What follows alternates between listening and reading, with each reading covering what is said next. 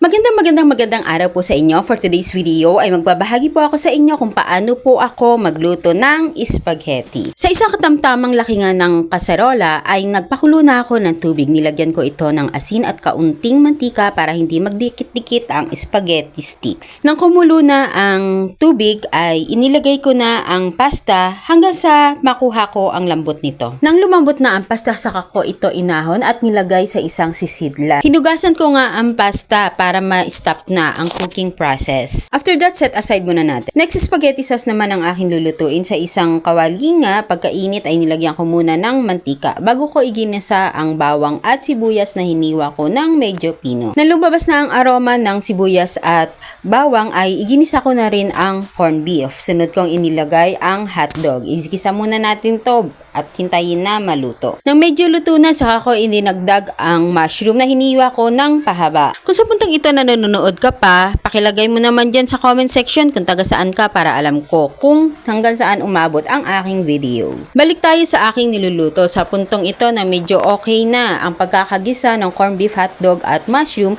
ay inilagay ko na nga ang spaghetti sauce. After neto ay inilagay ko ang isang can ng condensed milk. Tinaktak ko nga na mabuti hanggang sa maubos ang pinakahuling patak ng condensed milk.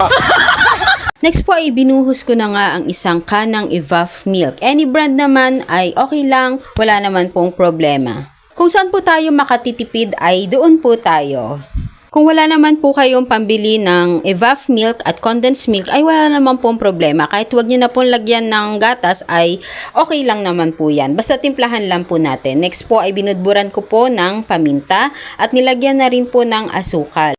Hinalo-halo ko lang po hanggang sa mag-combine ang lahat ng mga ingredients at huwag kakalimutan na tikman para ma-adjust na rin po ang lasa. Nang okay na ang lapot ng spaghetti sauce ay saka ko na ito ibinuhos sa spaghetti pasta. Hindi ko na nga lang na-record dahil nga nagmamadali ako. After that ay ilagay lang sa malinis na lalagyan at budburan na lang po natin ng cheese.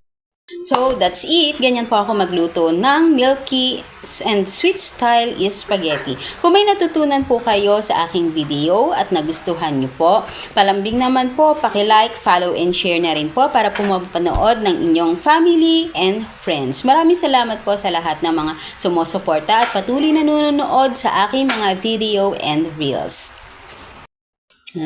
Ano sabi mo sa akin? Ang galing mo, natatawa ako na happy ako. Happy ka para kay mami. Bakit? Ang pangit ka mo tapos Oh. ito. Ay boy, grabe ka naman sa mami. Nagvi-video lang naman si mami, nagre-reels. Habol lang sa weekly challenge. Bakit ka natatawa kay mami? May